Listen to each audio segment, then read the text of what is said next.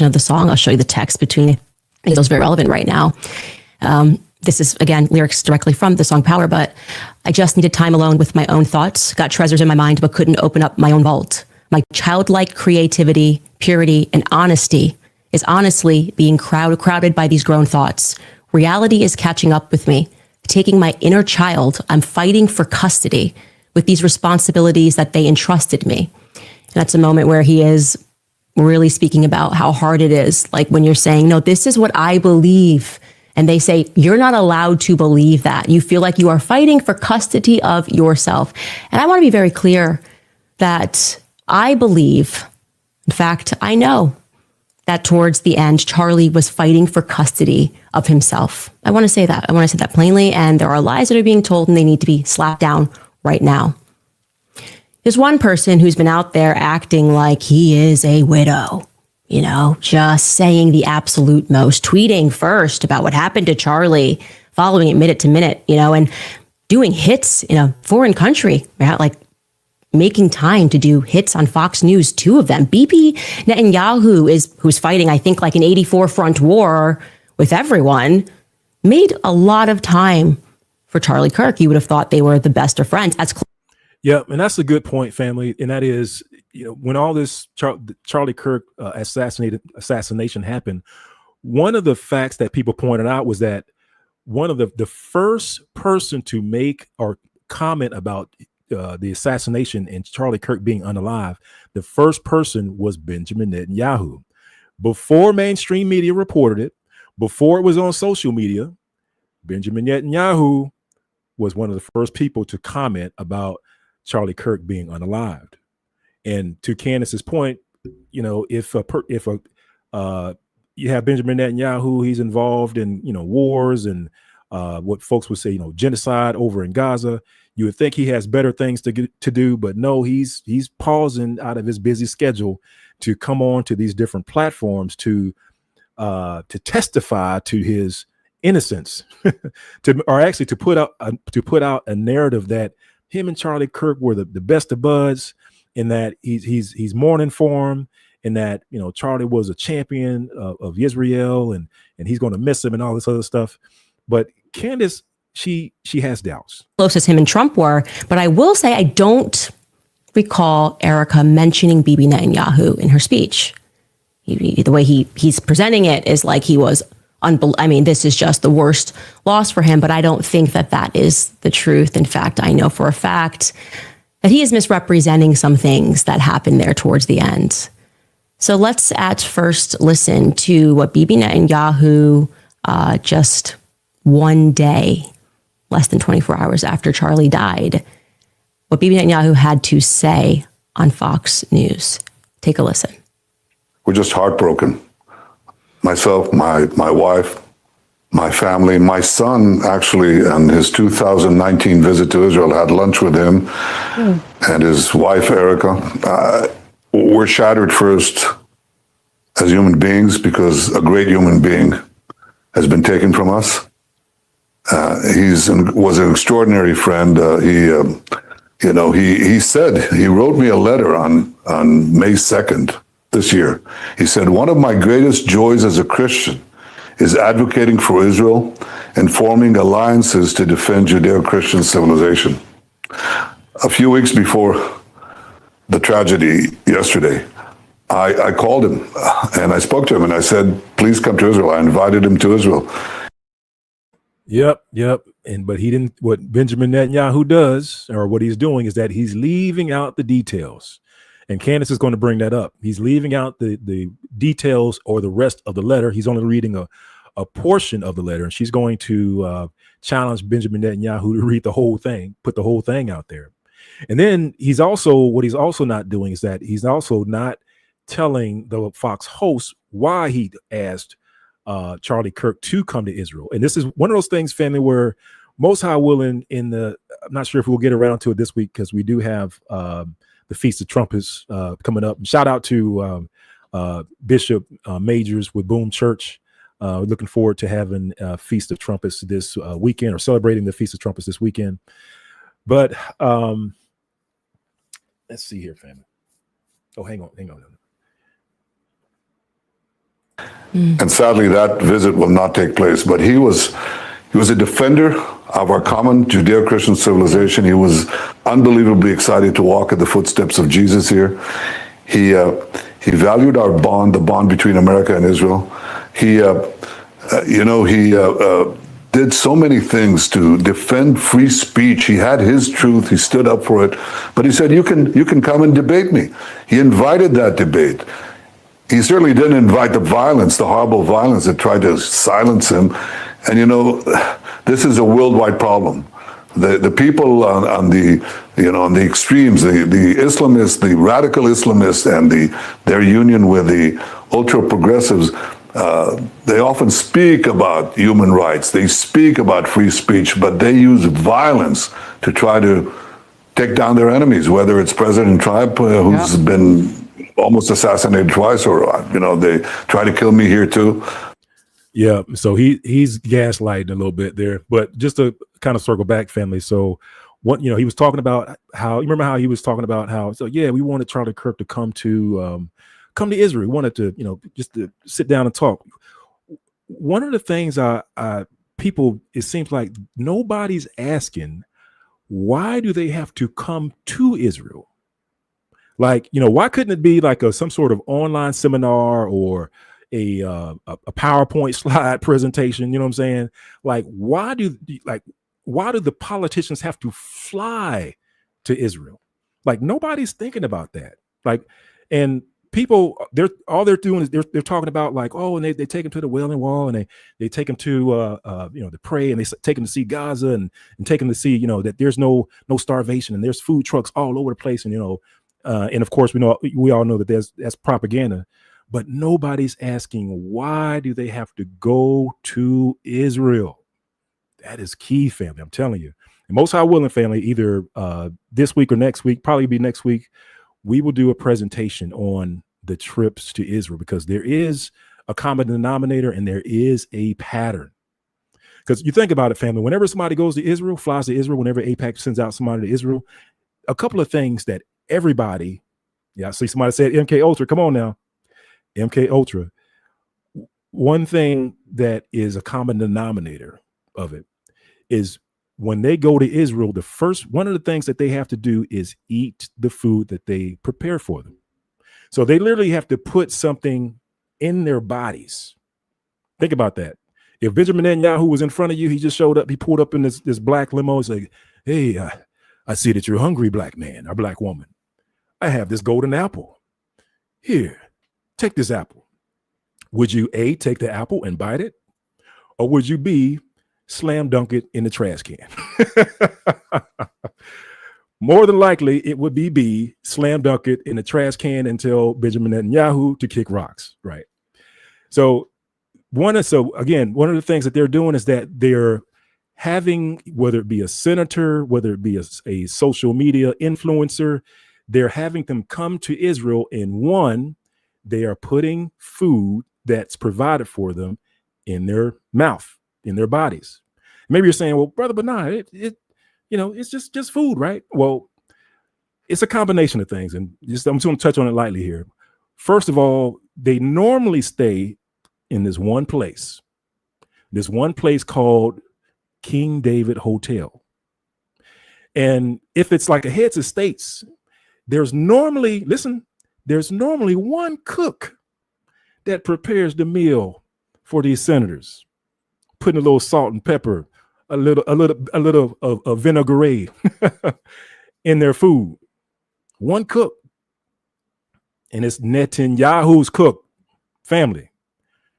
I'm telling you, nobody's looking into this. There's a reason why they have to get them out to Israel. If they're over here in the States, they wouldn't be eating the food. But if they went over into Israel, they would have to eat the food. And also, family, keep in mind that the King David Hotel has a history. The King David Hotel was once the headquarters of the Israeli government. That's where they're staying. The King David Hotel, too, was once the headquarters of the IDF. I'm just saying, I know this is we're not, just pointing out some interesting facts, family, that there's some common denominators, and there's how can I put it?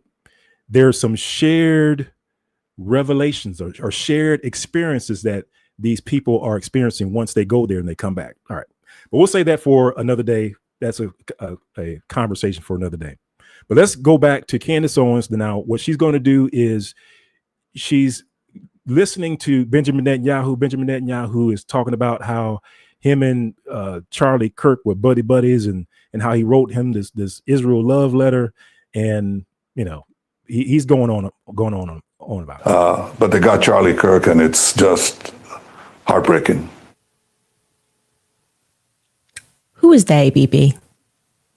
Who is they who got Charlie Kirk? We don't have to actually speak conspiracies. I'm just wondering, because you said a lot there, but it really sounded like it was about BB trying to establish a narrative that we saw reinforced by a lot of people, that, Charlie kind of made it almost sound like he died for Israel. I mean, Trump's account even tweeted out a photo of Charlie and an American flag and also an Israeli flag, a bit of AI used, like this is just who Charlie was. He says Judeo-Christian values. He spoke to him 2 weeks ago. Again, you would think he was busy fighting this 97,000 front war, but no, he's letting you know that he just randomly picks up the phone and calls Charlie Kirk and invites him to Israel. Why would Bibi do that? It seems like maybe there's a little more to the story. No, there definitely is a little bit more to the story. First and foremost, that letter he is holding up, he is severely misrepresenting. Those sentences are real, but I am calling upon Bibi Netanyahu, the dear friend to Charlie Kirk, to publish the letter's entire contents. Like, don't start with just 2 sentences.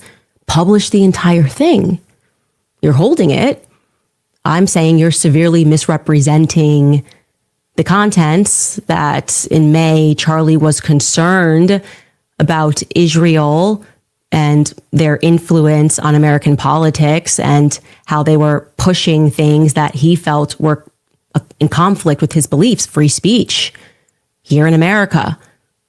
Bibi's holding it up like Charlie just in May said, hey, you know what? I just want to write a love letter to Israel. That's how it was presented. Would you guys agree? That's not how it happened. Now, regarding that phone call and that invite, that also needs to be contextualized. And I'm going to do that. But first, Skylar, can we bring in a clip of Charlie from a month ago speaking about the kind of pressure that he was under? Because I think that will also help to further contextualize this. Take a listen. I'm an American citizen. Yes, I want Israel to win. Yes, I'm a Christian. But some of the mess, and you've seen how I've been treated, Megan, by some, not all, by some. No, it's very irritating. It's been almost so unfair. They were coming after you after Turning Point for, among other things, that you had Dave Smith there. Dave Smith is allowed to criticize Israel. You had both sides. The Israeli side was overrepresented. No, you're not allowed to. It's even worse than that. Again, I just want to repeat for the 5th time. I love Israel. I want Israel to win. But my moral character is now being put into question, Megan. Not my decisions. Not like, hey, are you doing this? Is it smart or is it dumb? But no, I am a bad person if I do this. And I could go, you saw it, Megan. It was trending on Twitter, thousands of tweets and text messages.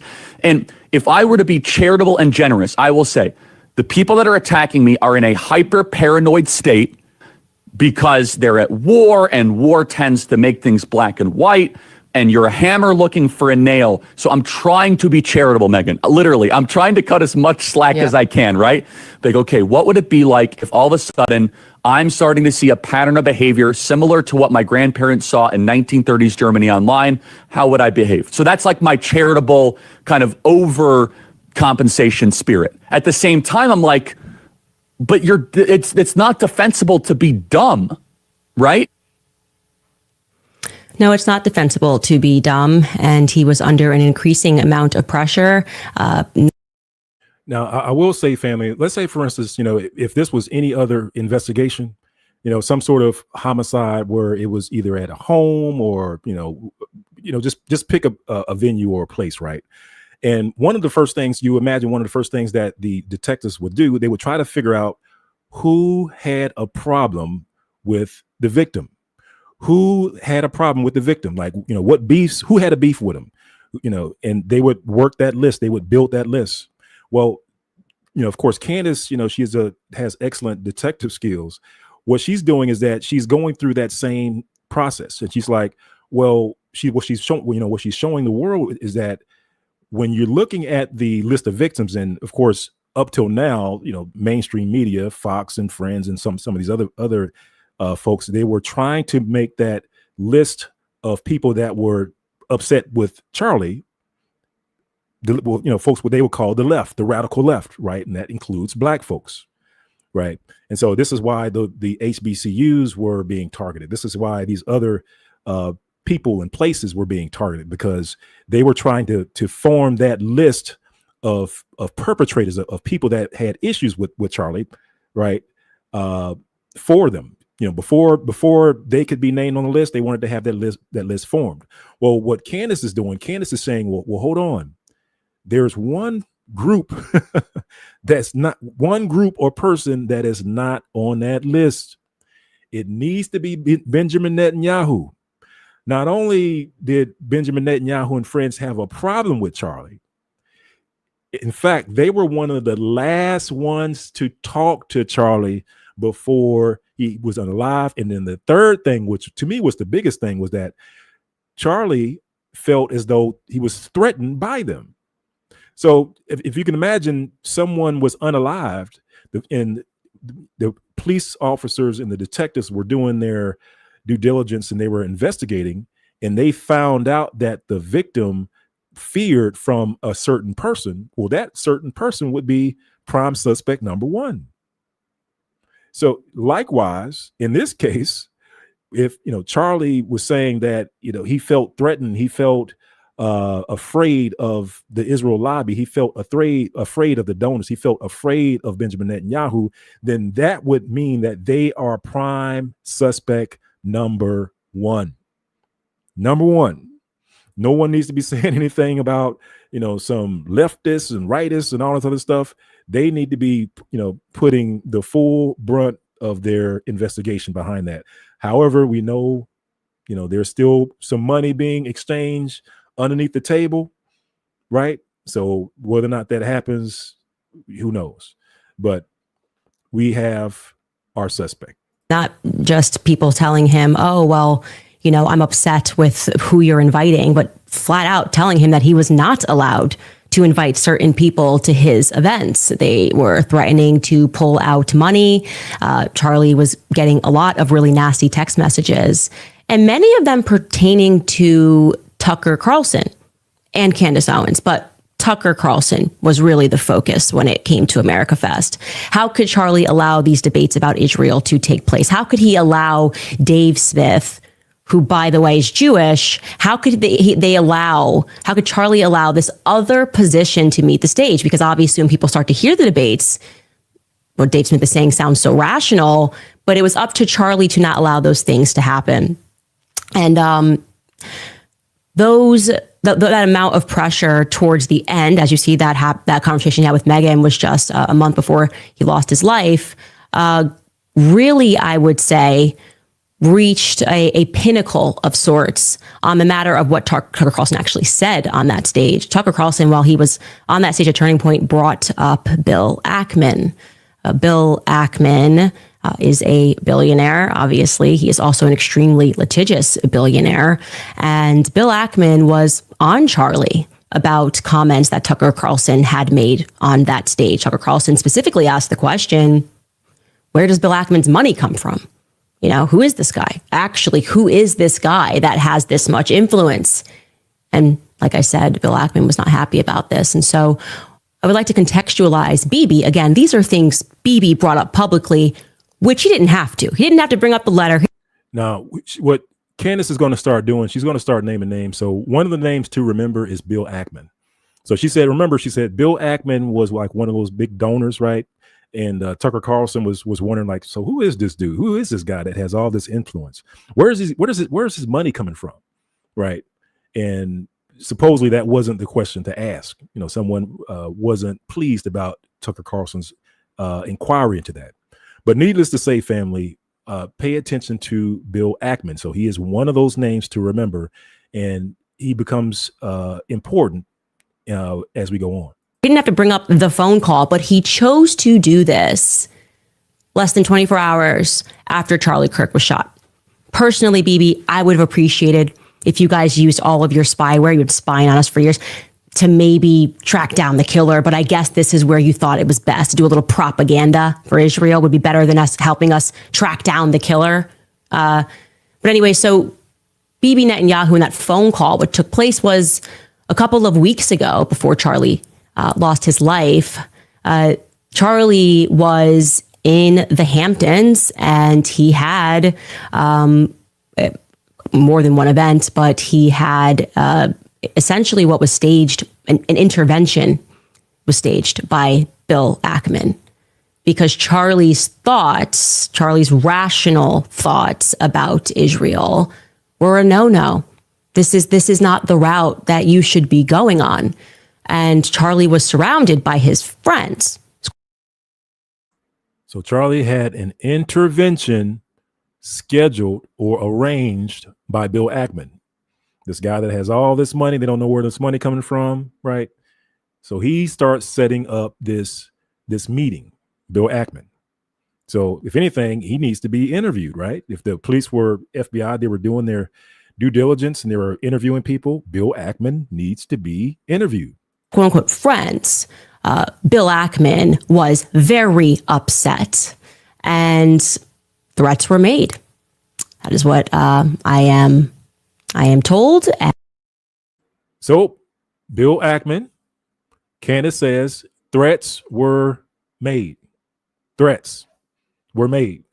Now, if someone was unalived and there was a report of threats being made against that victim, then 9 times out of 10, that person would be investigated. That person would be the primary focus of the investigation.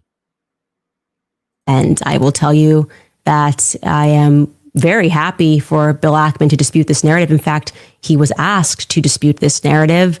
Max Blumenthal went out to him today, and Bill Ackman came back and said, I have receipts I can show you. And he did not provide the receipts. This is not how it went down. I know it went down this way. I'm waiting for one of them to go on record and to say that it didn't go down this way. It was at this time that Bibi Netanyahu was called and Charlie was invited to Israel. This was an under duress situation. All right. So just to kind of recount, I know she's kind of going through it, but as far as like the descriptions and stuff, but just to kind of reiterate, there's a back and forth between Charlie Kirk and Bill Ackman. Threats were made, right? And of course, I think when Bill Ackman tries to, recount or retell his side of the story, it wasn't as bad as that. And it was tried to frame it up as a pleasant conversation, a pleasant meeting, so to speak. But what Candace is saying is like, that's not how it went down. She's saying that she has the proof to prove it. And she's waiting for Bill Ackman or anybody else to say that it didn't. And what she's going to say is that she has the receipts to prove that it went down the way that she's saying that it went down. I would say, because I've been in these situations before, when I started asking very sensible questions about Israel as someone who had dedicated her political life to supporting Israel, many times alongside Charlie Kirk, I was met with the very same pressure. And just like Charlie was being invited to Israel, I was invited somewhere else. And when this arrived to me, it felt like a threat. I got to tell you that. It felt like a threat, like not like, hey, come here and we can educate you because you're my friend. More like, this is your last chance. That's how it felt to me. I can't speak to how it felt to Charlie. And I know that Charlie was offered a ton of money in this moment. A ton of money. Maybe would fund it, spend tons of money. And Turning Point, I guess, if it needed to go to a higher level, would have gone to an even higher level than it already was at. And I know for a fact that Charlie denied that funding. That Charlie denied, and what Bibi didn't include there, he declined to go to Israel for I would describe this as like, re-education camp. We've seen it. Yeah, some people say go to Israel, kiss the ring. I say go to Israel and bite the apple. That's what they want them to do. They want them to go to Israel and bite the apple, not kiss the ring, family, bite the apple, right? And all of a sudden that there's a mind change. There's a shift that takes place. But let's keep going. You made an uh-oh, but we can help you. We just need you to come out to Auschwitz and take a picture. Yeah. We just need you to come to the Holocaust Museum and take a photo. We just need you to go to Israel and we can make this better. Charlie said no to Bibi. Okay. Bill Ackman, if you would like to dispute that, I would love to hear what you say happened, because our sources and what we have, it's solid. Okay. There were conversations that took place, messages that were sent at that time, and they are solid. So I decided another person that was there, and I am not surprised this person was there. If you've been listening to my show, Seth Dillon, I was going to go out to Seth Dillon, and I decided to message him last night about this Hamptons meeting. And Seth Dillon, who is normally very quick with a response, has not yet been able to respond. I'll show you this text message chain. And I want to be clear, I am not someone who normally publicizes text messages, but my friend was shot in the neck. And I'm just not really in the state right now to be polite when it comes to the answers that I am demanding, okay? This is me out to Seth Dillon last night. I sent him Bill Ackman's tweet because, he tweeted, I feel incredibly privileged to have spent a day and shared a meal with Charlie Kirk this summer. He was a giant of a man. Yep, so he made a tweet. Again, Bill Ackman made that threat, but he made a post making it seem like he went there and everything was cool, that they were buddies. So what Candace is doing is that she's cross-checking the facts. So she's reaching out to other people that were there and to try to get a statement from him. I said, any comment on this one, Seth? He didn't answer last night. This morning I said, need a comment ASAP, please. He didn't answer. Then I followed that up and I said, trying again here, you were present when Ackman lost his mind on Charlie and when Bibi invited him to Israel and Charlie refused. Text messages immediately following this meeting are circulating. I find Ackman's statement, as though the meeting was somehow cordial, to be incredibly disturbing. Are you at all disturbed by that tweet? Do you feel, as I do, that this tweet significantly betrays the defined purpose and mood of his, and I presume your, final meeting with Charlie Kirk, ? He was unable to speak to me, but he did place some frantic calls to Turning Point USA. Yeah. You see, I went out to Seth, but I also went out to two other people who were at this meeting, and nobody is willing to go on record. They're all messaging each other, trying to figure out a coordinated response to say that, no, this was all quite cordial, but no one wants to go on record and describe it as cordial because they know someone's leaking, because someone's got a guilty conscience about what happened at the Hamptons. So I will again put it out there, Seth, Bill Ackman, and to the other individuals who I have not yet named, but who are going to be named later this week. Other individuals that are not yet named that will be named later this week. Again, this was that meeting, family, that that there were threats made, right? And people were there. Benjamin Netanyahu was brought in, and people are being quiet about it. So again, if this was any other police or FBI investigation into some sort of crime or murder, and the victim himself or herself stated that they were afraid, right? Or there was some sort of last meeting that they were at where there was some sort of altercation and, there was a disagreement, strong disagreement of opinions. You would think that those investigators would then interview everyone that was in that meeting, that participated in that meeting. That's why, family, like, this is huge. And this is something that was not on social media. It was not on mainstream media. This is just one of those detective things. And then Candace, what she's saying is that, she knows these people. So she knows Bill Ackman. She knows, some of the other people that were there. And so she's reaching out to these various folks. And what she's saying is that, like, they're not getting back to her. It's like they're trying to coordinate a response back to her, but they don't know who is leaking the information, right? So they can't just reply back anything, because Candace, if she knows the truth, she can counteract what they're saying. And if they don't say the truth and they give a lie, then they, by definition, will implicate themselves with the crime or with the threat or with whatever went down there. They will implicate themselves if they then lie and not state what exactly happened, in my opinion. We're at the Hamptons when Charlie was put under pressure, when Bibi Netanyahu called him and invited him to Israel, again, in a move that when it happened to me, and it wasn't Bibi Netanyahu, felt to me like a laced threat. I am inviting you guys, I will give you my platform, actually, to come clear matters up, to tell us what really happened. Because, I think Charlie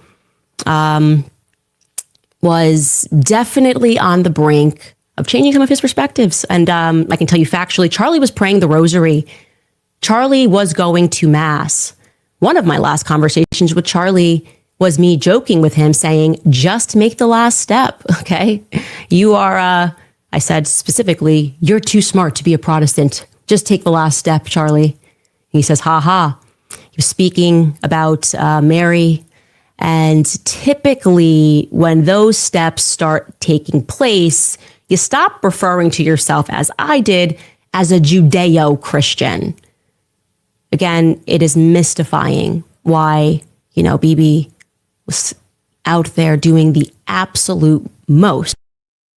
Yeah, and that's important. That's important fact too, so that not only was his view changing on Israel, but he was actually also going through a spiritual change as well. And so that shouldn't be overlooked. So he was going through, a difference of opinion on Israel, changing his view on Israel, but he was also going through a spiritual change. To make sure that Charlie was basically remembered as, I would argue, like a Jew, has not been yet mentioned. I didn't hear that. Erica was very clear that Charlie was a Christian. And I believe Charlie obviously was very much a Christian, and that things are not being told truthfully. In fact, I will also call upon, since we're having fun, Turning Point USA to release the audio of what Charlie Kirk, because I was in communication with Charlie at this time, because I knew exactly which donors were pressuring him and why, exactly which people. Up. That shouldn't be overlooked as well. Candace says she knows which donors, the exact ones who were pressuring him, exactly which ones and why. Now, at this point, if at least Candace hasn't been interviewed, she needs to be interviewed, right? At least, because she's dropping fact bombs right now. She's dropping truth nuclear bombs right now.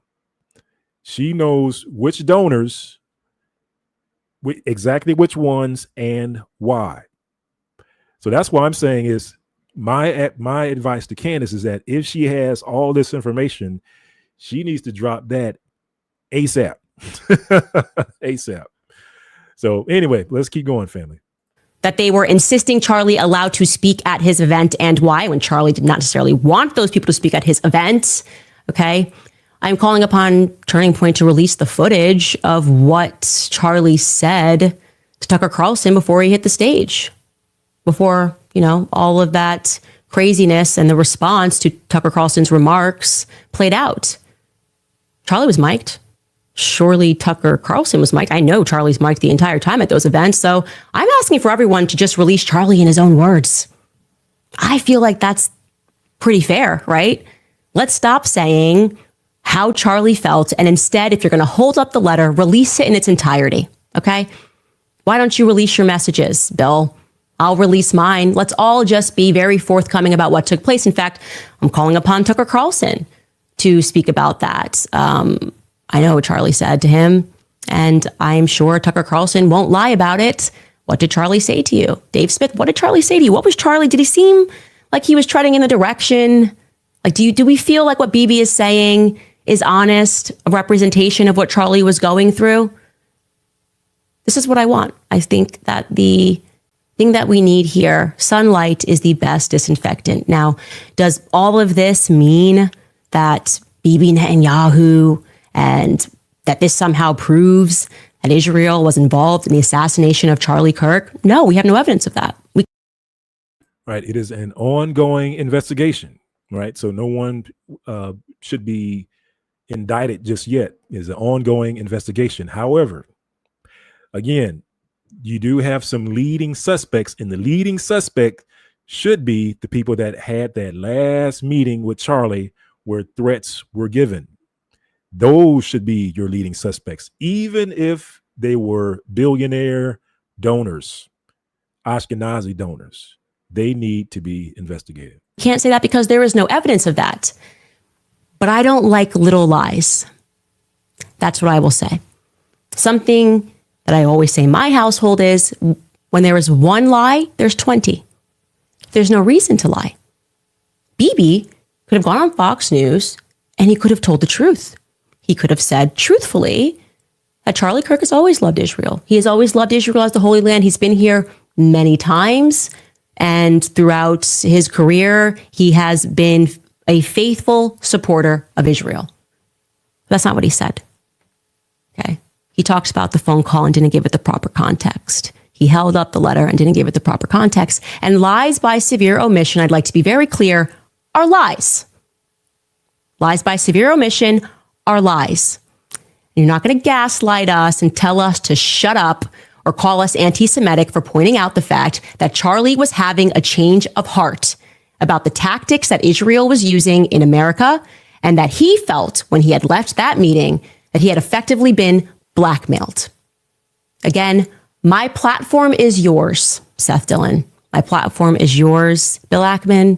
So if you want to clarify it, we can do it in front of millions, okay? And I think that that's what people deserve, because everyone has PTSD. We watched Charlie get shot in the throat. That feels a little bit symbolic. It feels like they wanted us to know that his voice was. It's interesting. There's a lot more. One of the videos I didn't play is I do have a clip from Max Blumenthal. I forgot the show that he was on, but he was also talking about how there was just a bunch of strange things that occurred during the event where the assassination took place. How there was a drone that overflew, and he kind of went over it, but I did not play that at the beginning of this, concerned about the time. So most I willing. I mean, we might circle back on. I'm sure Candace is going to do another live or some sort of video about it tomorrow. Maybe even tomorrow she's going to go into more details, or the next day. So maybe we'll go into it then. But there was a lot of stuff that was going on, family. And actually, I'm going to try to skip ahead to where she starts to talk about the details of the assassination that don't add up. And you got to check this out, family. And this will be the last thing that we'll check out. But let's take a look at the details of the investigation that don't add up, and about how the information that they gave out it contradicted themselves. So I'm going to advance. Let's see if this is far enough. Not work. 99% of the traditional brands die in your stomach acid before they even reach your gut.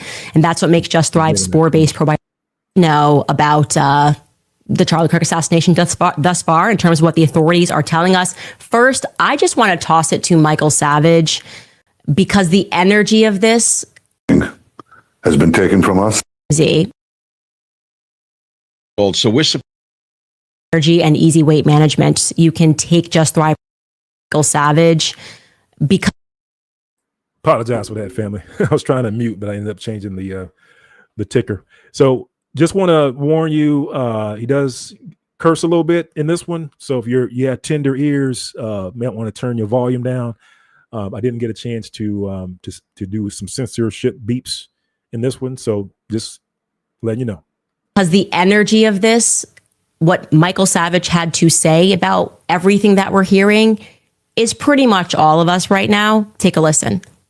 the so-called FBI. Something's wrong. I know I shouldn't do this.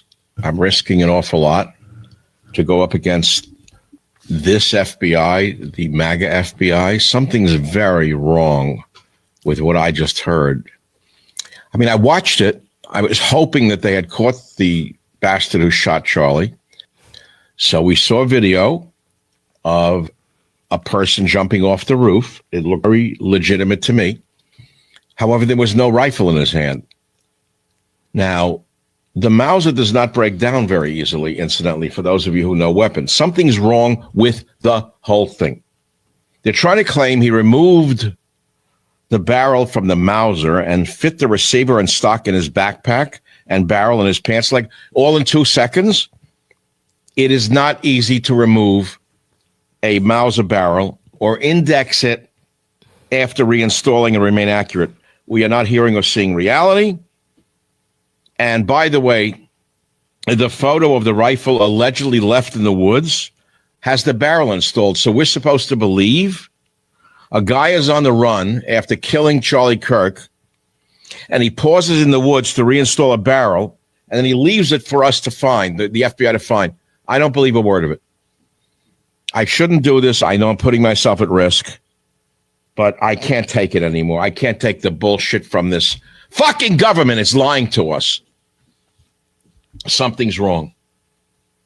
Something's so wrong. It's sickening. Yeah. Again, I gave forewarning, but apologies for that.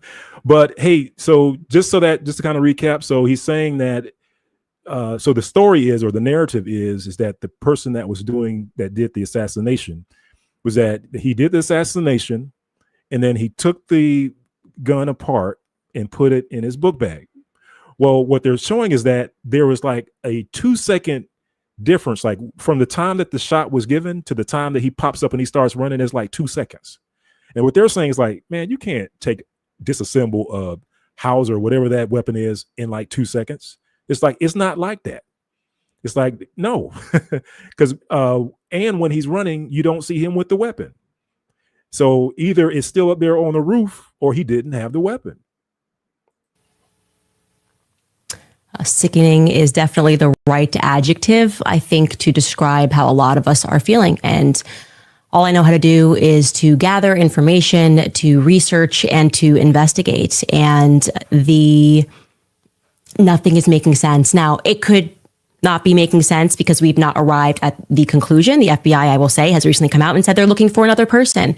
Good, because what we have so far obviously cannot be it. I feel I was insisting that everybody read that book, Chaos, about the Charles Manson murders. And what we learn from that book is that if the government does want to hide something, what they do is they give you so much information that you don't even know what's real. So many different possible ways that things could have gone down, so many different manners, so many people speaking, so many publications publishing. And it's just meant to be chaotic, to drive you crazy and to just go, okay, I'm just going to accept whenever the authority says something and not prod any further. We can't allow that to happen here. I won't allow that to happen here because this something terrible has traumatized the world, okay? And I feel as though when it comes to this, the media, the government, the talking heads, everyone is confusing us about what actually took place with Charlie Kirk, this event, how it got set up. I even would like to know who picked the venue, okay?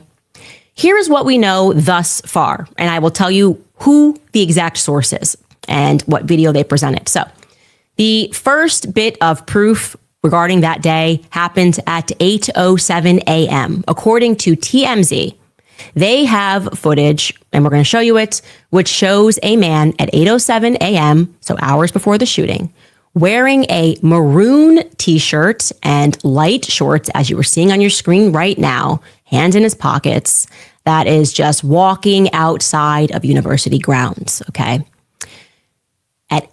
Now, Governor Cox tells us that at 8:29, which is an interesting timeline, Governor Cox tells us that is when the shooter, Tyler Robinson, arrived at UVU campus in a plain maroon t-shirt, light colored shorts, and a black hat with a white logo. So essentially he's saying that what that person we saw walking down the street right there arrived on campus at 8:29. I'm going to allow you to hear Governor Cox say that himself. Take a listen. Investigators reviewed additional video footage from UVU surveillance and identified Robinson arriving on UVU campus in a gray Dodge Challenger at approximately 8:29 a.m. on September 10th, in which he is observed on video in a plain maroon t-shirt, light-colored shorts, a black hat with a white logo, and light-colored shoes. All right, so they're gonna go through or she's gonna go through the timeline, right? So pay attention to the clothes. So she says that, or he says, the governor says he has a maroon t-shirt on when, he's caught on these different cameras, like the doorbell cams and other cams. So he's saying that he has a maroon t-shirt on with, and whatever the rest of that description was, right? And then it gets a little weird after that first video capture in the Ring doorbell. The clothes starts changing. So what's interesting, already confusing to me, is that TMZ shows him already walking. We're supposed to believe he walked, parked his car, and then walked onto campus. They're saying that after that video that you just saw of him walking, he got into his car and then drove to campus. And then at 8:29 p.m. on campus is when he arrives. Already confusing, but let's just keep going. We don't need to poke holes. Yep, he walks at first, and then he gets into his car, and then he walks again. Yeah, she's saying it's not adding up. And peace and blessings to Pastor Kelly. I see We Woke Now in the chat. Pastor Kelly, I did send the link to your email if you're able to hop on. But yeah, peace and blessings, peace and blessings.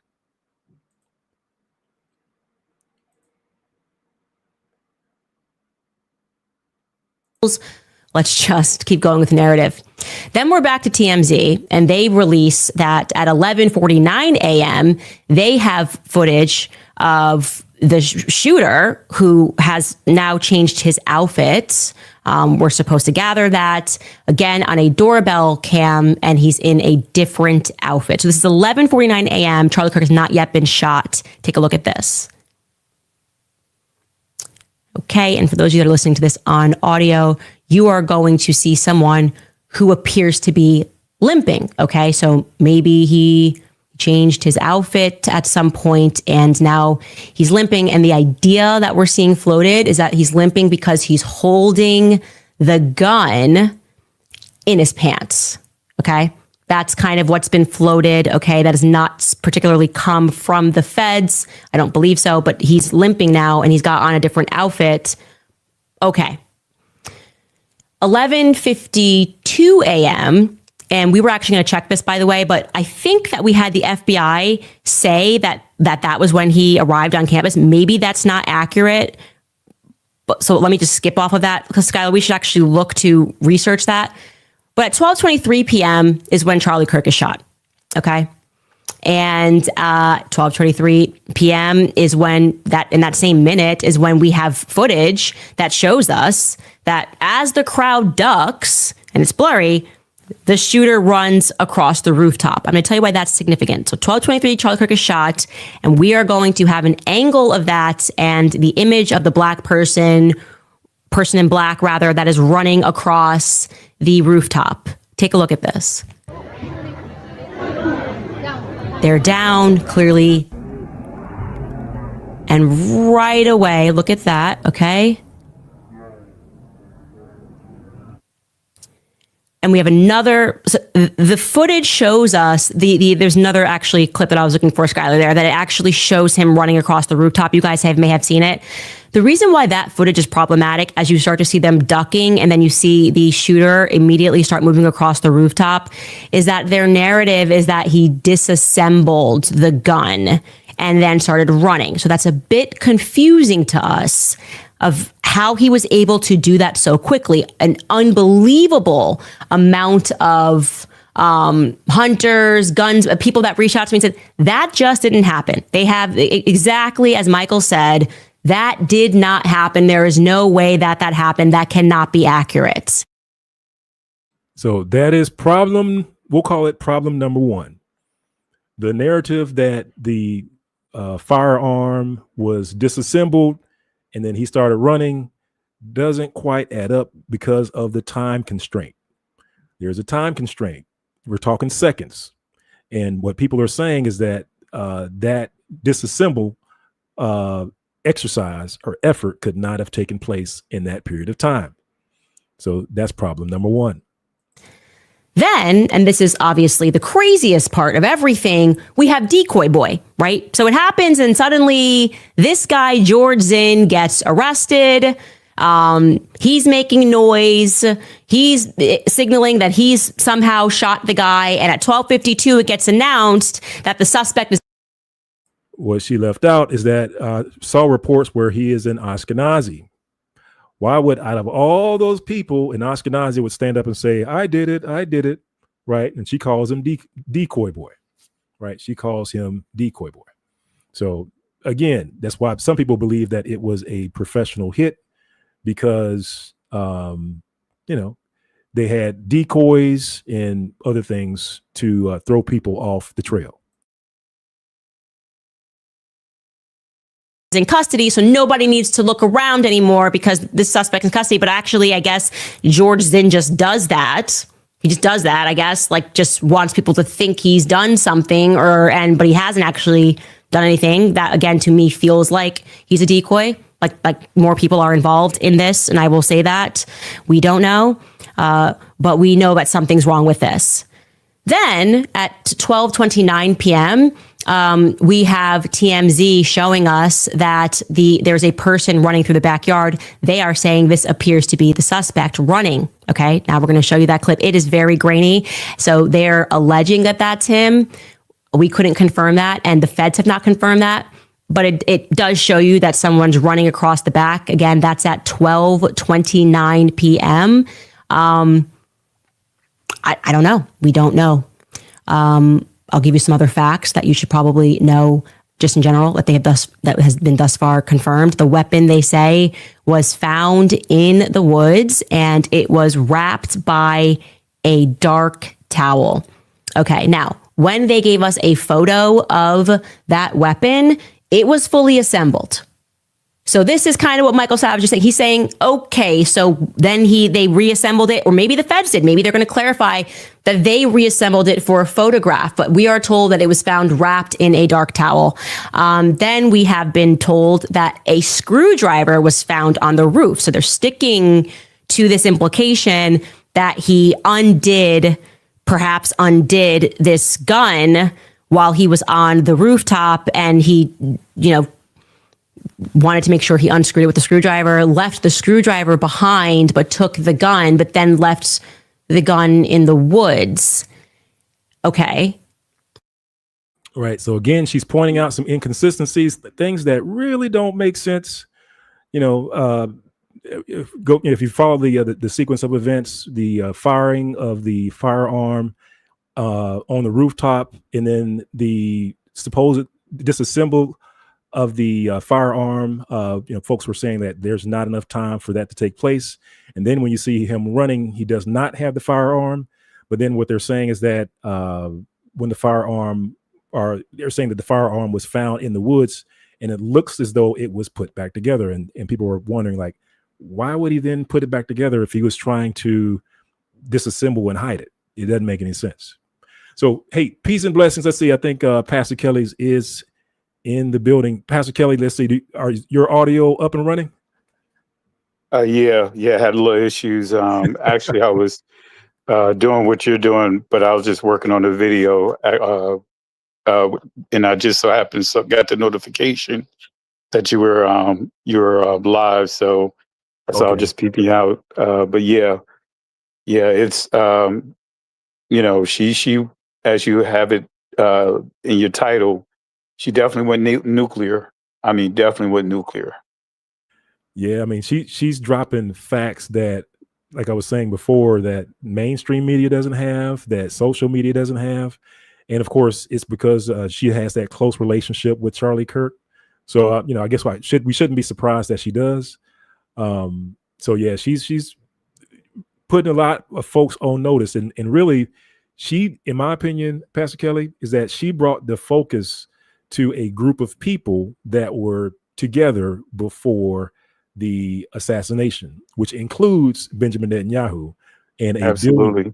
a billionaire donor. Did you hear about that one?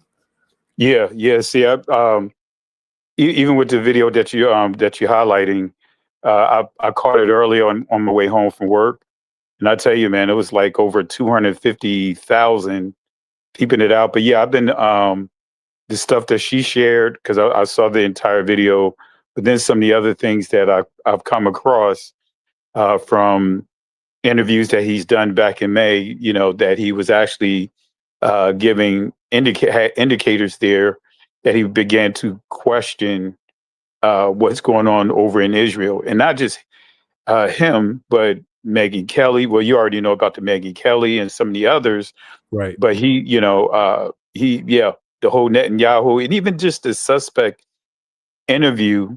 And as she pointed out, it's like, why are you even entertaining a question like that? You know, you're gonna laugh when you see the video when I upload it, because I don't know if you remember Bugs Bunny. Well, all of us probably remember Bugs Bunny. Oh yeah. But there was an episode about hiding in the oven, and in that episode, there was two criminals, right? And mobsters and Bugs Bunny pretended that the cops are coming, so he hid them inside the oven. And while the oven was closed, he pretended that it was the siren, someone banging on the door. And then they asked, "Hey, where are the guys? Are they here?" And Bugs Bunny was like, "Hey, if they're here, would I be standing in front of the stove?" And then he said, "If they were inside the stove or the oven, would I be turning the gas on? And would I be throwing the match inside the oven if they were hiding in the oven?" Blew them up and everything inside the oven. Right. So this is what it kind of reminds me of, is that, the obvious. I mean, they just do the obvious, like with this administration, collectively, and I'm not just going to say this administration, but politics in general, but we see things are escalated. And with the whole Netanyahu, to your point, to answer your question, I mean, but had my suspicions from the very beginning, just paying attention to all the details, because the very details that she highlighted were the questions that I had, and then some, from a military perspective, and firearms and all that just made absolutely no sense on the way everything was laid out. Right. Yep. And I'll let her finish the part where they're going to talk about like the last sequence of events, about, to your point, Pastor Kelly, like how it's not lining up. It's not lining up. So so check us out, family. Then we get, and this has not been contextualized, and I can't wait until it is contextualized, we get photos that are the shooter. This is when the FBI came out and said he's in a stairwell. We don't know exactly where that stairwell is. He's in outfit number 2. So the outfit change has happened. Okay. There's no timeline again, but we can discern that there is no weapon that is in his pant leg, because we can see him bending one leg in one photo, and we can see him bending the other leg. Now that was a gotcha. That was a gotcha, because remember, the narrative, family, was that the assailant was hiding the gun. The reason why you don't see the gun on him was because he was hiding it in his pants leg and he had a limp. Well, what they're pointing out is that as he's going up the steps, he's bending his legs, which he would not be able to do if he was hiding a long gun in his pants, right? So again, at least in this picture, it's showing that he doesn't even have it on him, right? He doesn't have it on him. And that is interesting, because remember when they showed the Pascal, I'm not sure if you saw that part where he was walking through the neighborhood. So he had like 2 outfits. He had shorts on with the red t-shirt on. And then as he's walking in, and then they said that he changed clothes at some point. So then he has like the long pants on, and of course, I think the shirt that you see that he has on. So he has black, I guess it's blue jeans, and then he has that long sleeve shirt on. Well, when they showed him walking down the street in that same outfit, what they were saying was that the long gun was assembled at that point, which he was hiding in his pants leg, and it was causing him to walk with a severe limp. Well, what Candace is showing is that he's walking up the steps, bending his legs, and if the long gun was assembled, he doesn't have it on him because he's bending his legs going up the steps. That's crazy. And see, for me, was because I caught that in her video, but I didn't see that portion of some of the investigation. But what got me was that made absolutely no sense is when I saw him hang jumping off the roof. Yes, there was no gun, and you're saying that you found the gun in the woods. You don't see a gun with him hang jumping. And the assumption is he had took it apart. And I'm just going off the logic of, you know what I mean, being right. prior military and all that. It's like, and when you start walking this whole scenario out, it makes absolutely no sense. And one of the things that stood out for me when I saw the footage of the shooting, from the angle that I saw, it was one guy that really stood out for me from the angle that I saw. Others did, but one particular guy was wearing like a tan shirt, and he didn't duck. You know, we all know when you hear and see, your natural reaction is you're gonna duck. Right. And he was he hesitated for a few seconds, and then he turned and ducked his head. And he was standing right at the front. So, but yeah, to your point though, it was a lot of things that just from what I saw and just the research, it was very suspect. And there's no way you're going to tell me that this kid had the expertise to be able to get a shot in the area that he hit was the neck. No way you're going to have me to believe that. There's no way you want to tell me he was on a run for over 24 hours, and it was his father that convinced him to give himself in, or actually really the chapel. All of that just makes absolutely no sense. Yeah, another thing that popped out at me, Pastor Kelly, and that is I'm not sure when Marco Rubio had his trip to Israel planned. I'm not sure if it was one of those things where it was already, on the schedule, but I just thought it was interesting that once, the assassination occurs and they start, FBI starts investigating or whoever's doing the investigation.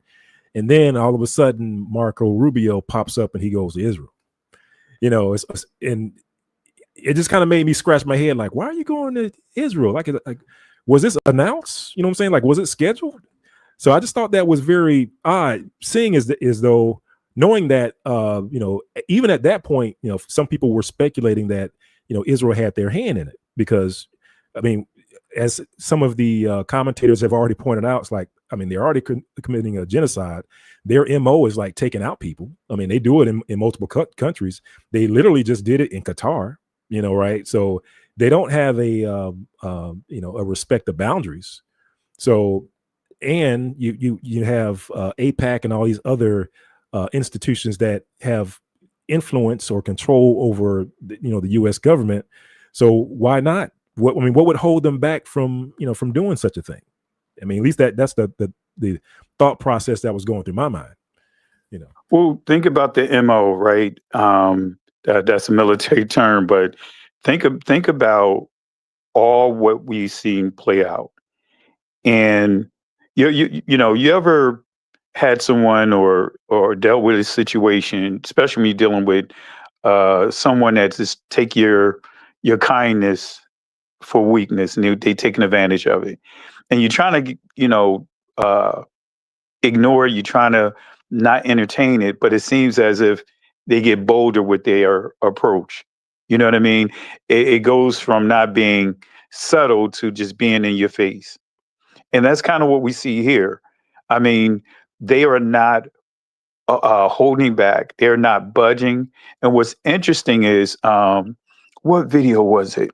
It was a video that I was watching, and I can't remember which one it was.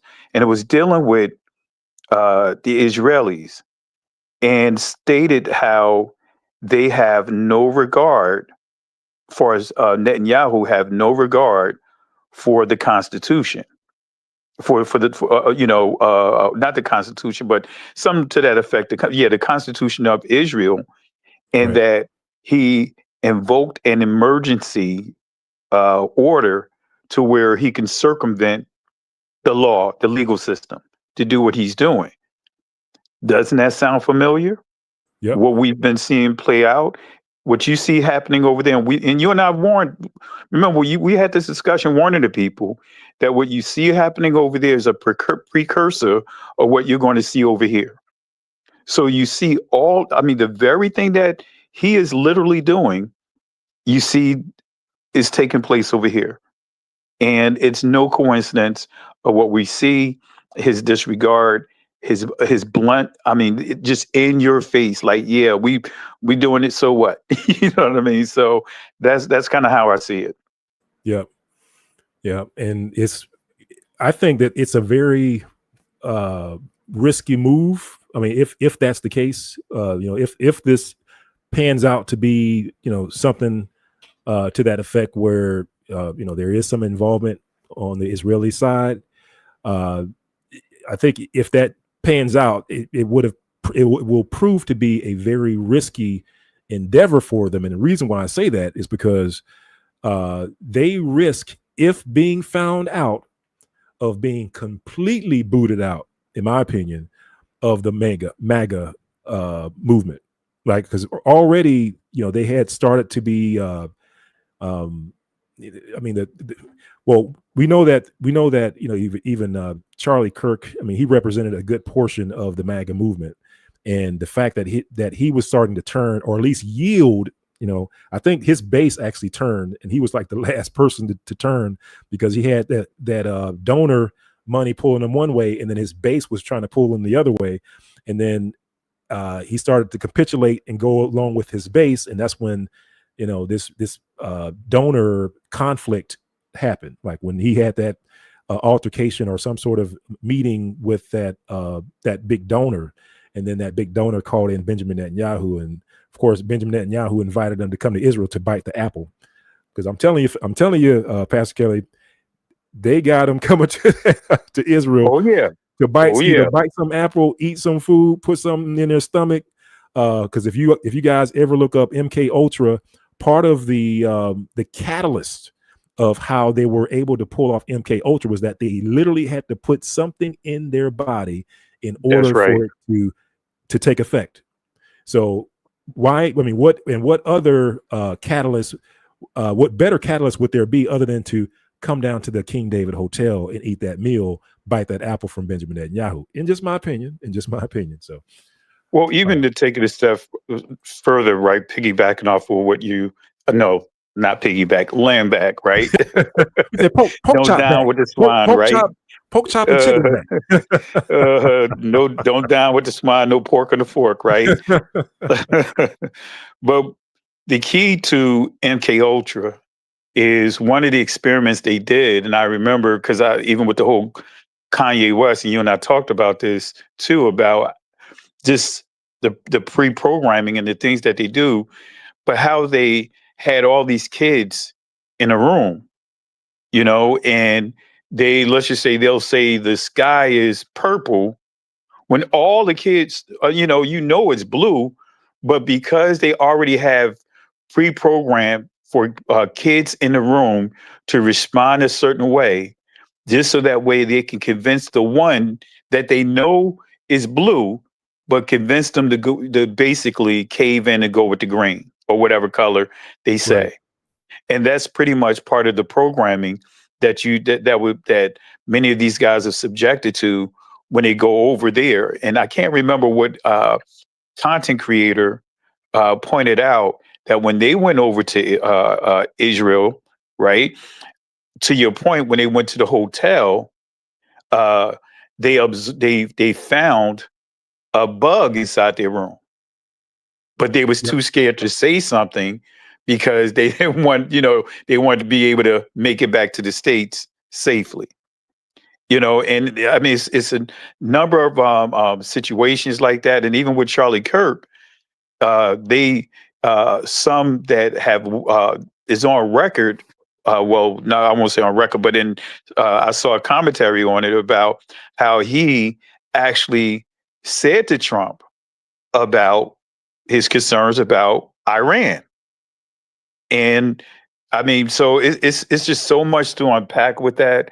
And going back to your point about his influence, that's the reason why I believe he was targeted, because as you pointed out, he had over 1,500 satellites, or should we say, what they call it, not location, what they call it, similar to a fraternity, on campuses, like lodges or something, or yeah, it was another term that they used, but he had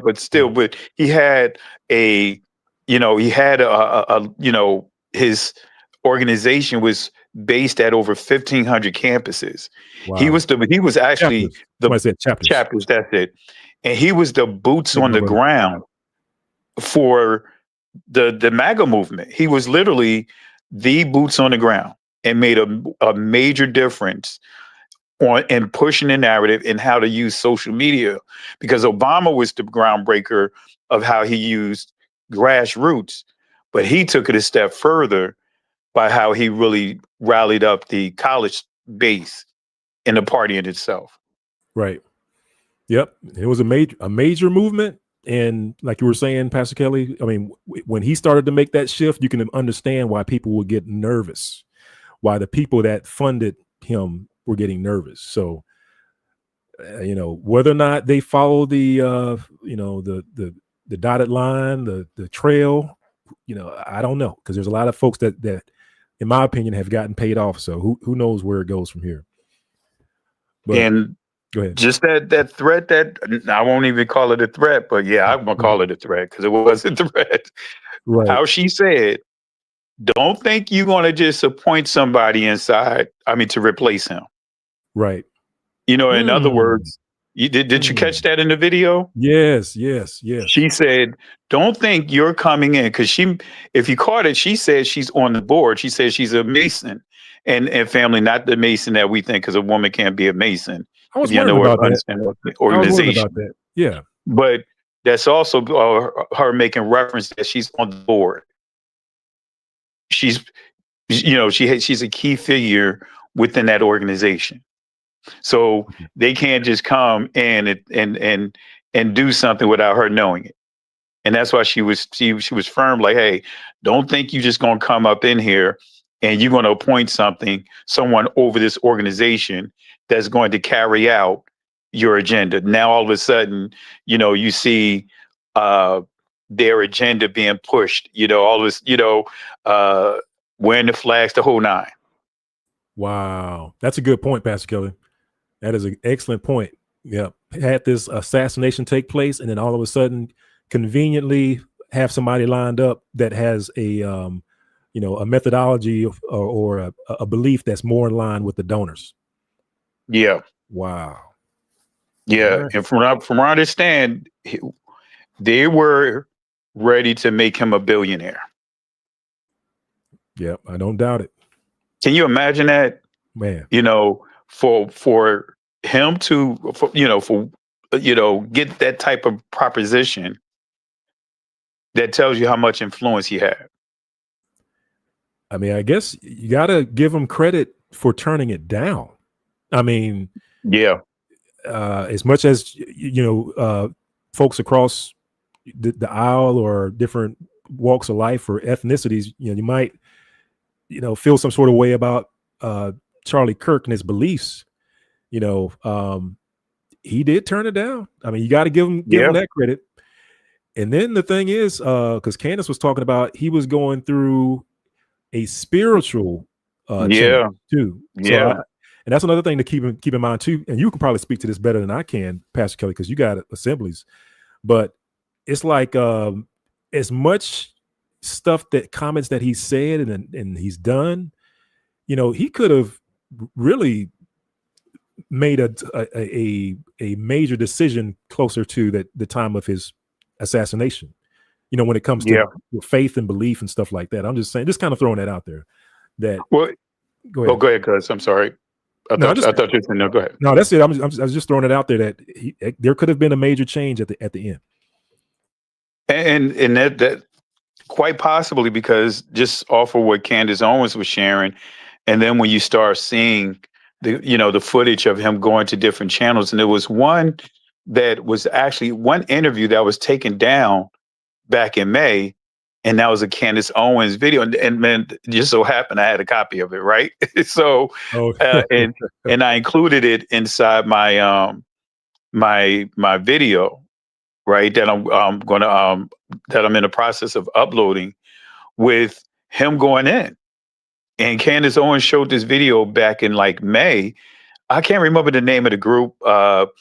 It's like a Jewish guy, and I think he's I'm not sure if he's a Turk or not, but oh man, they have like look like they have like a locker behind them and all that. I can't remember the name of them, but I know you're familiar with it, if I could say their names. I just can't remember the name of them. But he was on that show, and one of the things he said, this was over a year ago. He said that one of his concerns that he had about Israel, he made it clear, and they confirmed. He said, "No, you are pro-Israel. You are all about Israel." And he said, "My concern is that if they go overboard, then it's going to basically expose them for who they are. If they do exactly what they should do, then that'll show that their intentions was, not to do the perception that and the things that people were expecting them to do, and the perception of them wouldn't be, it'll be a good perception." But I mean, literally, it's like everything he laid out.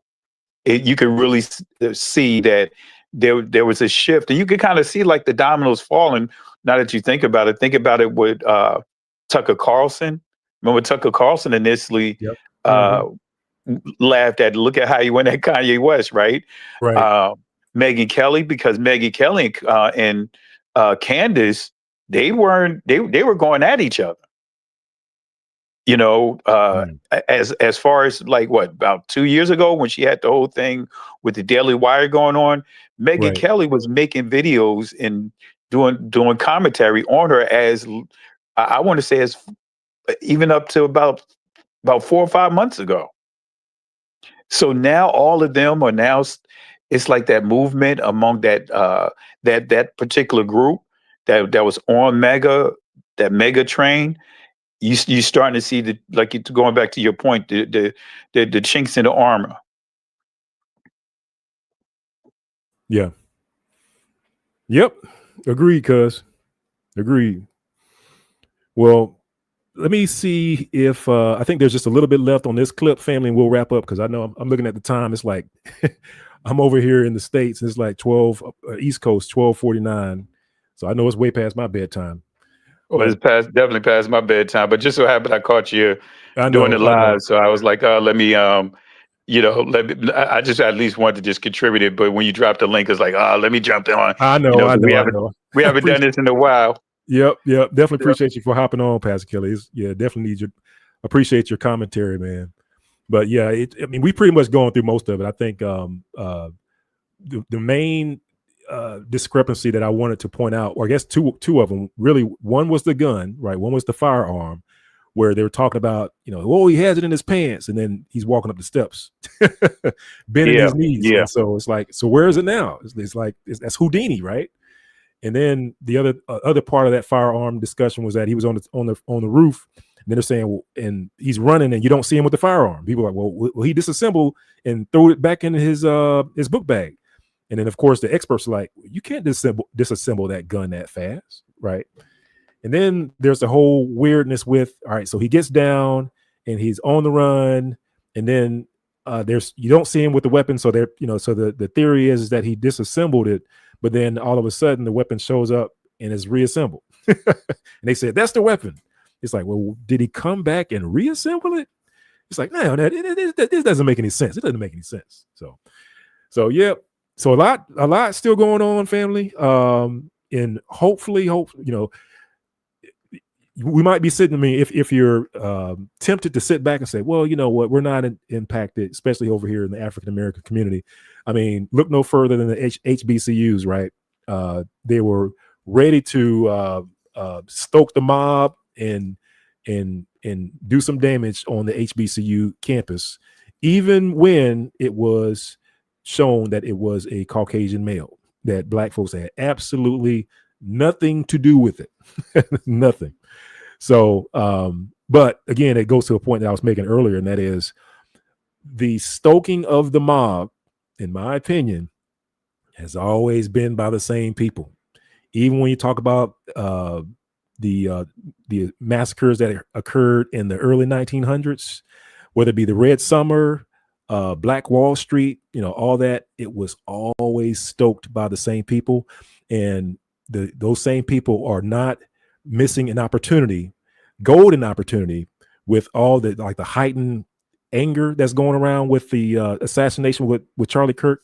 They're trying to take that anger and redirect it to the African American community, in my opinion. So just throwing that out there. But all right, family. Well, again, we are way, way over. The time limit is almost 2 hour live. Didn't mean for it to go that long. But just stay tuned, family. Remember, Candace brought out a major nugget when it comes to that meeting that occurred with Benjamin Netanyahu and that major donor just before they was unalived. And also the tone and the tenor of that meeting, with the threats and stuff being made during that meeting, that needs to be investigated. If it is an honest investigation, you would expect that to be thoroughly investigated and pursued. So with that, I guess, Pastor Kelly, did you have anything? It sounds like you're working on a video. Any ETA as far as when we can expect to see that? Actually, I accidentally hit the stream now, so it's premiering now. So there you go. It just started premiering because you know how you put your tags, and I hit the wrong one. I meant to hit save, and I hit the instant premiere. So it's actually premiering now, and it has those some of those additional clips that you that I mentioned to you about the interview that he had. So that's in there. And again, family, just to the point that Benaiah touched on, we cannot sit with idle in terms of having our heads inside the sand and just say, hey, we're just going to wait for the Most High to come and deliver us. We still have to be proactive and paying attention to what's going on in our surrounding areas. Because again, they're not playing. There's no reason, but they still ended up with Caucasian on Caucasian crime, white on white crime. But they end up with an HBCU getting death threats, getting bomb threats, and they're elevating this this whole level of hatred. I mean, like never before. Actually, I'm not going to say like never before, but in our generation, because our ancestors in this country had to deal with this all around the world through slavery. But we were seeing something since that time. It's like almost like the lynch mob is on the loose now. So just be careful. And because I'm not sure if you knew this one too, someone created a website. Some organization created a website about 4 or 5 hours ago, to list all the names, phone numbers, jobs of anyone that said anything negative about Charlie Kirk, to try to get them fired. On it had it labeled like murderer, Charlie Kirk murderer, something to that effect. Right. And about an hour and a half ago, it got taken down, and then they changed the name because that's all kinds of legal stuff that's impact that's packed in that, right? But yeah, that's, those are some of the things that are happening literally right now. Is it still up? Because I did hear about it, and I was trying to find it so I could do a screenshot of it before this live. So is it still up, or did they take it down? They took it down. They changed the name of it, the domain, and everything. Because I was going to do the same thing, but by the time I got to it, they changed it and all.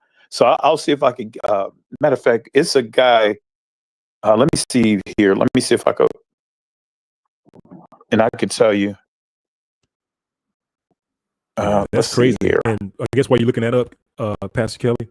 So to Pastor Kelly's point, so that family, when you hear about people taking, putting people's personal information on websites, or whether it be like social media, such as, we know organizations that do it. We've covered it on this platform. Stop Anti-Semitism has done it. It's called doxing. Also, Canary Mission has done it to our, against our organization, or against our assembly, our people. They've done it as well. And basically, and it doesn't matter, young or old. We've even seen very young girls being doxed, right? And almost, I'm not even sure if they were even of college age, but they would take these, their personal information, their name, address, like Pastor Kelly was saying, where they work, and they would put it all on social media, and then they would stoke the mob. They would stoke the social media mob, and they would encourage the mob to go and, call their jobs and stuff like that, try to get them unemployed.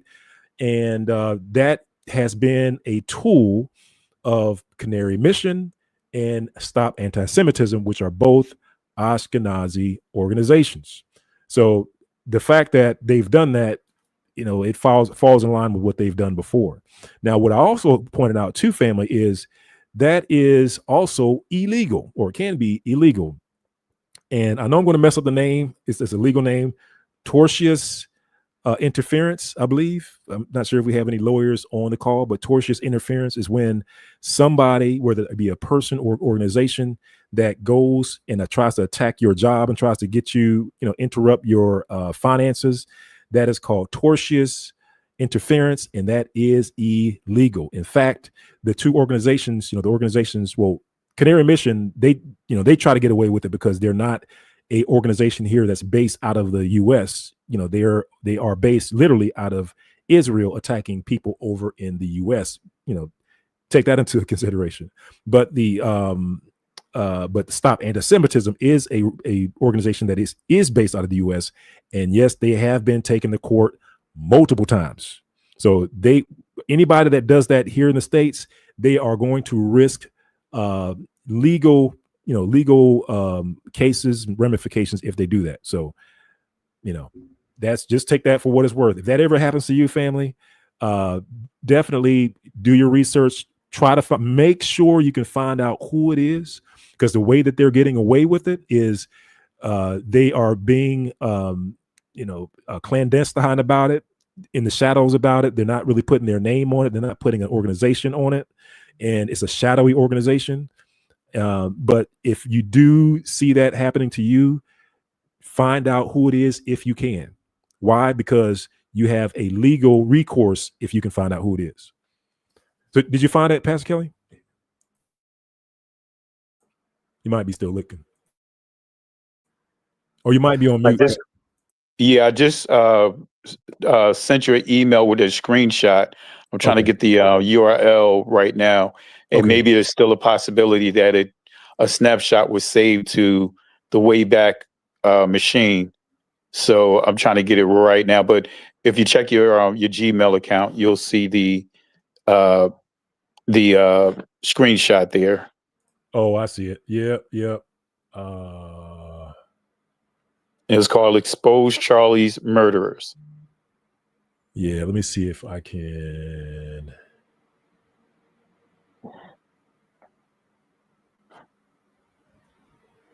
Yep, bear with me just for a second, family. I just want to see if I can download this file, then pull it up. And then if I could stop sharing. and then share my screen. And now if I could just find that file, I think this is it. So this is the one you were talking about, Pastor Kelly? Yeah, that's it. Yep. So this was an actual website that they put up? Yeah, it was called, as you can see, what is it? Expose Charlie's Murderers. Expose Charlie's Murderers. That was the name of the site.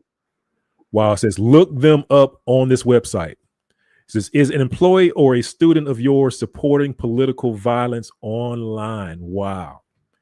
Now, what does it mean to support it? Does it mean that when if you don't, it's interesting what they mean by supporting it. You know what I mean? Like that. I played a video early on with a pastor who said that he doesn't condone the violence, but he doesn't support Charlie's actions. So, yeah, that's wild, family. So, like I said, that's good information, Pastor Kelly. So again, family, yeah, be careful out there, because they are. This is a tactic that these Ashkenazi organizations have done in the past. The Stop Anti-Semitism and Canary Mission, they have both done this. All right, well, let's go ahead and drop off. I know, Pastor Kelly, you have a live going over on We Woke Now. So definitely, family, if you can hop over there and check it out. Any last comments or words, Pastor Kelly, before we end our live today or tonight? Can't go back, can't stay here. Keep moving forward, family. Hallelujah. All right. And then the last thing I'm going to show you, family, is, let me share this with you. I had it up on my screen. And that is, let me make sure I can see it. Yep, there you go. So just want to let you know that biblical.israelites.com, that's biblical.israelites.com, finally do have it up and running. So it is a website that's based off of archaeology. And if you get a chance, check it out, family. It will show you beyond a shadow of a doubt who the biblical Israelites are using archaeology. And in fact, this picture that you see on the screen is a picture of ancient Judah from roughly around 701 BC. 701 BC. And I point out things such as even the Syrians who actually created this picture, this portrait of Judah, they even took the time when they created that short woolly hair, it was composed, the hair on the top of the head and the beard, of over 100 dots. They literally spent the time to create over 100 dots to depict the children of Judah. Not long, wispy surferboard dude hair. It is short, nappy, woolly hair. And this is from 701 BC. But anyway, check it out whenever you get a chance. It is up and running. I do have some improvements on there as well. So I'll review this at a later date, and just to kind of go over some of the new features of the site. But definitely check it out if you can, or whenever you can. All right. Well, love you, family. Like I said, go and check out Pastor Kelly's live on We Woke Now. He has a premiere going where he's also going to give some additional information on Candace Owens. All right. Well, peace and blessings, family. Love you. Love you. Talk to you later, and shalom.